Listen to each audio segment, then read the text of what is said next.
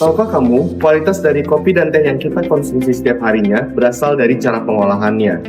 Mulai dari penanganan bahan baku, pengaturan suhu dan kelembapan, dan proses pengeringan dan sangrai. Hal itu dilakukan untuk menjaga kualitas dari kopi dan teh tersebut. Kali ini, kita akan mendengarkan penjelasan dari Bapak Adi Negoro, selaku Kasubag Teknik Pengolahan PTPN 1 Regional 5 tentang bagaimana cara menjaga kualitas melalui praktek terbaik di pabrik. Tonton sampai habis dan jangan lupa dukung kami dengan like dan subscribe. Halo, saya Adi Negoro Nur Ahmad. Saat ini kebetulan saya diamanai sebagai Kasubag Teknik dan Pengolahan di PTPN 1 Regional 5.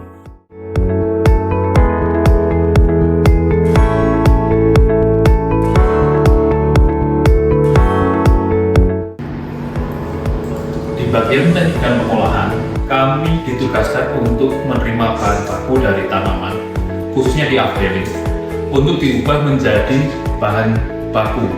Jadi bahan jadi, di mana hal itu membutuhkan suatu proses yang panjang, dan proses tersebut harus kami kawal baik secara mutu maupun secara hasil, sehingga dapat menjadikan produk-produk yang bermutu untuk PTPN 1 Regional 5.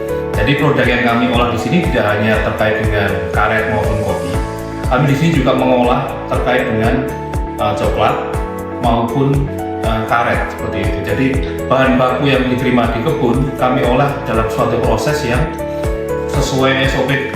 Salah satu praktek terbaik yang kami terapkan adalah memastikan kualitas dari bahan baku sehingga dapat diolah menjadi bahan jadi yang bermutu tinggi. Contohnya, pucuk daun teh yang diolah menjadi produk teh untuk industri hilir, di mana daun teh pilihan yang terdiri dari peko dan daun pucuk daun 1 dan 2 ini diolah menjadi varian teh mulai dari mutu broken peko sampai dengan mutu das 2 seperti itu. Sedangkan untuk kopi sendiri, kopi pun sama. Kita melihat kopi itu diolah menjadi buah ceri merah menjadi kopi pasar yang bermutu tinggi sehingga mempunyai nilai jual tinggi di pasar. Keberhasilan dari suatu proses pengolahan itu tidak terlepas dari beberapa faktor utama. Salah satu yang sangat berperan adalah suatu kerja tim yang baik, di mana SOP dapat dikerjakan dengan baik dengan pemahaman yang baik pula untuk teman-teman sebagai eksekutor di lapangan. Jadi, suatu proses yang baik itu memiliki cara kerja yang disiplin dan terarah, seperti halnya dengan kinerja mesin yang baik, mutu dan prosedur keamanan yang dilaksanakan dengan baik, maupun teknologi yang digunakan untuk menunjang suatu proses pengolahan itu sendiri.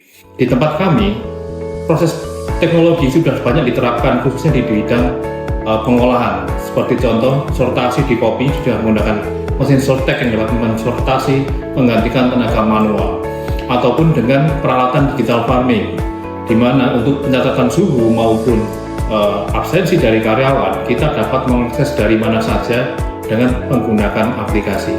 Proses efisiensi pengolahan maupun biaya itu sangat dipengaruhi oleh faktor kedisiplinan kita dalam mengatur budgeting.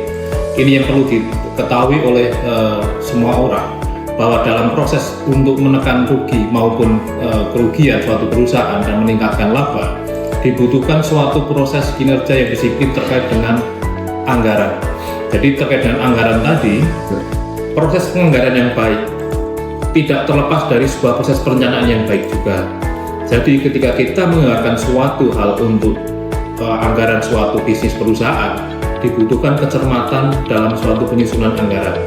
Hal ini sangat dipengaruhi oleh pemahaman kita terkait dengan proses bisnis yang berlaku di perusahaan tersebut.